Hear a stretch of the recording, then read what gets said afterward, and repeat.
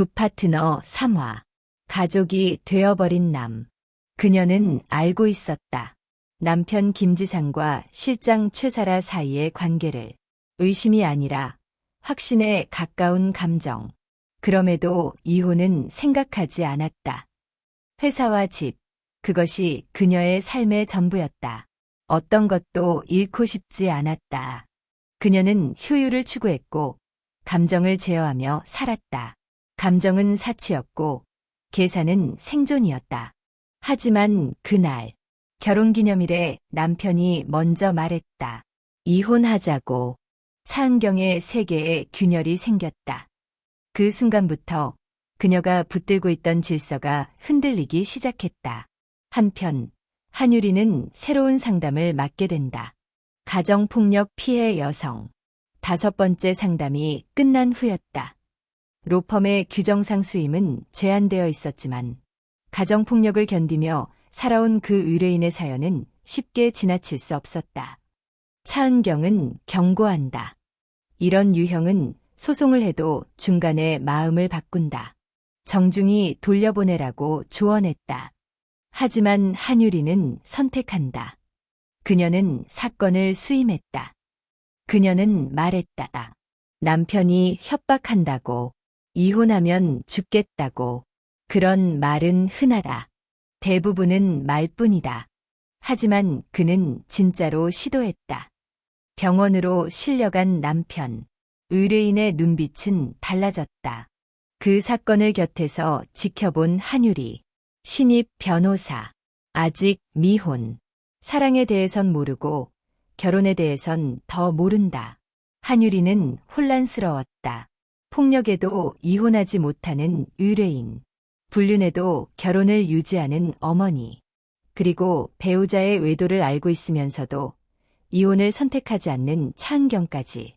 상담자에게 전화가 온다. 병원으로 찾아갔더니 이혼도 잘난 것들이나 할 수 있는 거라며 소송을 취하하겠다고 한다.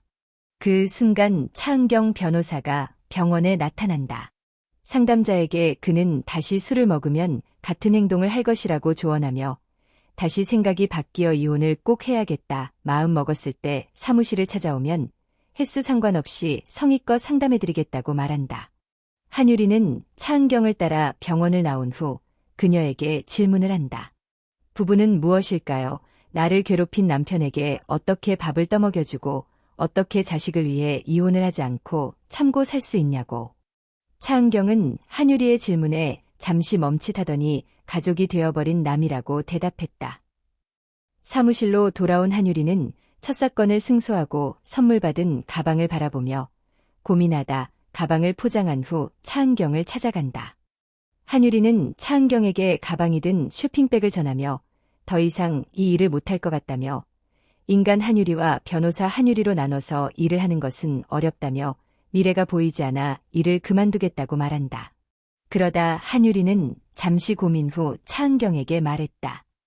최사라의 집에서 남편 김지상이 저녁 식사를 하고 다니며 아예 같이 사는 것처럼 보인다고 말이다. 차은경은 아무 말도 하지 않았다. 하지만 그 말은 칼보다 날카로웠다. 외면했던 현실을 단숨에 눈앞으로 끌어왔다. 차은경은 잠시 숨을 가다듬고 그것을 어떻게 알고 있는지 묻는다. 한유리는 최사라가 본인과 같은 오피스텔에 살고 있다고 말하며 주소가 적힌 포스트잇을 책상 위에 올려놨다. 포스트잇의 주소를 보고 오피스텔까지 가고만 차은경.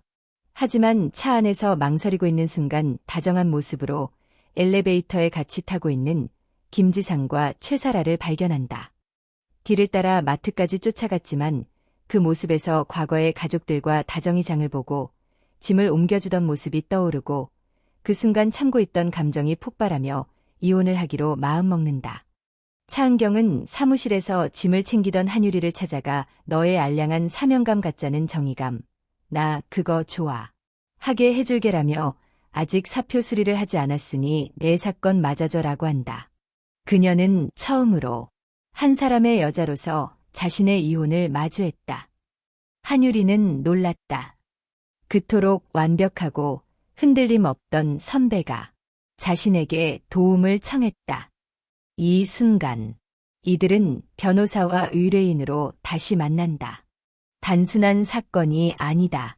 자존심, 상처, 침묵, 체념, 복수, 그리고 희망까지 모든 감정이 섞여 있는 이야기다.